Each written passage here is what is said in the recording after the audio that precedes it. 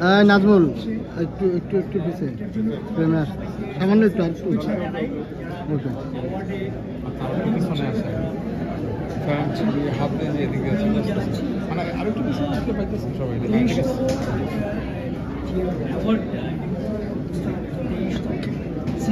গরম লাগতেছে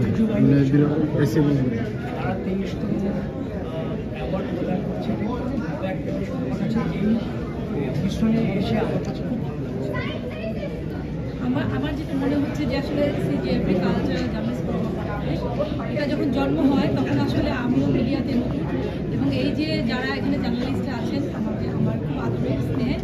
তারা যে এরকম একটা রেভলিউশন করেছে এই অ্যাওয়ার্ডটা তারা শুরু থেকে এত চমৎকারভাবে আয়োজন করে তারা দিত যে এবং ওই সময় আমিও অ্যাওয়ার্ড পেয়েছি আমার সেটা মনে হচ্ছে এখন আমার হাতে অ্যাওয়ার্ড তুলে দিয়েছি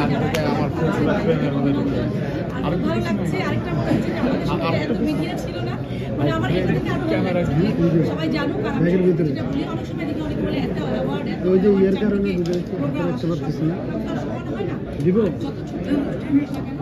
যে কাউকে এই রেকগনিশনটা দেওয়াটা আসলে উৎসাহিত করা অনুপ্রাণিত করা সম্মানিত করা যারা এটা করেন এবং আজকে সিজিএফবি তাদেরকে আমি আমার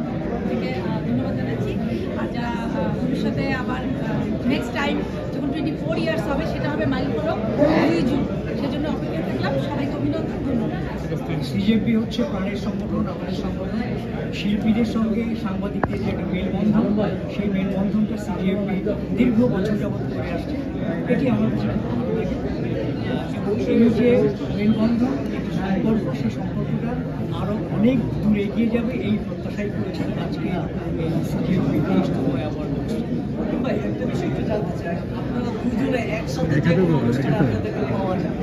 এই দুটিটা মানে কোথাও একটু এদিক সেদিক হয় না